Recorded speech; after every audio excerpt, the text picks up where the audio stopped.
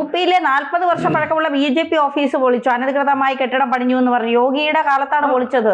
സ്വന്തം ഓഫീസ് പൊളിക്കാൻ ധൈര്യം കാണിച്ച യോഗിക്ക് ഇത്തരത്തിൽ മതഭീകരരെ വളർത്തുന്ന ആരാധനാലയങ്ങൾ പൊളിക്കാൻ വലിയ പ്രയാസമുണ്ടോ? ഇല്ല, ഒരു പ്രയാസമില്ല. അവിടെ യോഗിയുടെ നേരത്തെ ഏഷ്യാനെറ്റ് ഇവിടെ യോഗി എന്തുവാന്ന് അറിയാൻ വേണ്ടി അവിടെ ഇതിന് പോയായിരുന്നു. നേരത്തെ ഇപ്പോഴത്തെ സാർവി ചന്ദ്രശേഖരന്റെ ഏഷ്യാനെറ്റ് തന്നെ 10, 13, 15 കൊല്ലം മുമ്പ് അവിടെ ചെന്നിട്ട് യോഗി ഭയങ്കര ഭീകരനാണ്, തീവ്ര അല്ലെങ്കിൽ എന്നൊക്കെ പറഞ്ഞ് അയാൾ തീവ്രവാദിയാണെങ്കിൽ അവിടെ ചെന്ന് അന്വേഷിച്ചപ്പോൾ അയാളുടെ ആശ്രമത്തിൽ 400ഓളം ജീവനക്കാരുണ്ട്, മൊത്തം മുസ്ലിങ്ങളാണ്.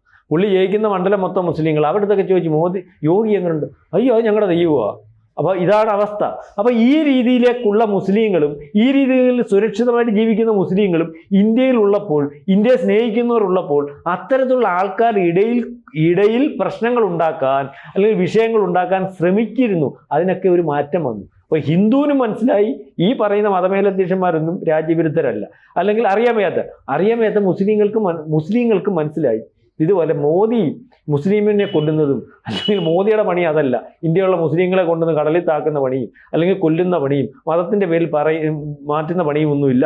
ഇവിടെ ഇന്ത്യയിൽ ജീവിക്കുന്ന മുസ്ലിമും ഹിന്ദുവും ക്രിസ്ത്യാനിയും ഇന്ത്യക്ക് വേണ്ടി പറയുന്ന, ഇന്ത്യയെ സ്നേഹിക്കുന്ന, ഇന്ത്യയുടെ താല്പര്യങ്ങൾ സംരക്ഷിക്കുന്ന കൂടെയാണെന്നുള്ള കാര്യം മോദി പറയാതെ കാന്തപുരം പറഞ്ഞിരിക്കുന്നു എന്ന് വേണം കരുതാൻ. യഥാർത്ഥത്തിൽ സുഡാപ്പികളുടെ വയല് പത്തിരി അടിച്ചെന്ന് വേണമെങ്കിൽ പറയാം.